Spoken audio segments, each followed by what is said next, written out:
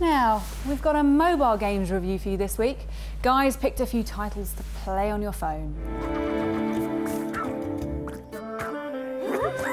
You can tell immediately with Nibblers that it is the new game from the makers of Angry Birds. It has that kind of cutesy, really well made, really obviously expensively animated introduction. It has the exact same kind of mission menu screen, and crucially it has that kind of 3-star reward system, which as far as I know, I'm a games expert, as far as I know, Angry Birds invented that, but it's certainly popularised it. So it's got all of that, but crucially it's not an Angry Birds style game, it's actually a Candy Crush style game. It's, as far as I've seen, one of the better Candy Crush clones that's out there, and it is an incredibly popular game, an incredibly popular genre.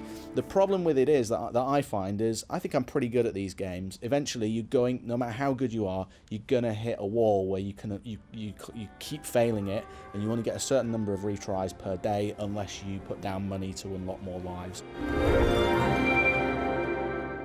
Star Wars Uprising is a pretty standard Diablo-style dungeon crawl role-playing game.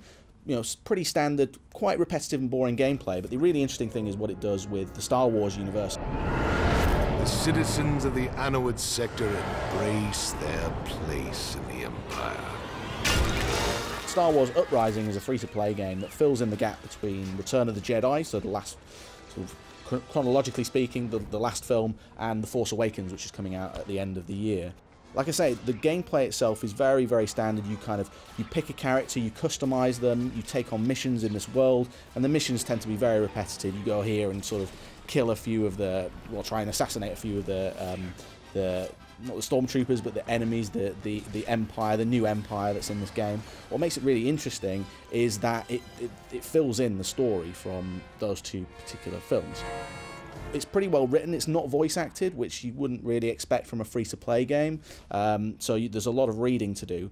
But if you play this game and then go into the new film, you're going to be really well educated on the setup and the story. Raceline CC is a new game from Rebellion, who are the makers of the Sniper Elite series, a British studio.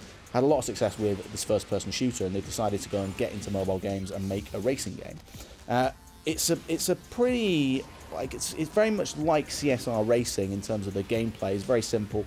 You tap the screen to kind of get your revs going at the beginning of each race, and then the idea is to slipstream behind cars and move between cars before you end up crashing into the back of them, and that's the entire kind of gameplay loop. What's really interesting about it from my perspective is that it's a new game that's for iOS 9 devices only, so we're talking about the most recent iPhones and iPads, only the last few generations, and for that reason it looks absolutely spectacular. So it's a free-to-play game that looks really, really, really nice.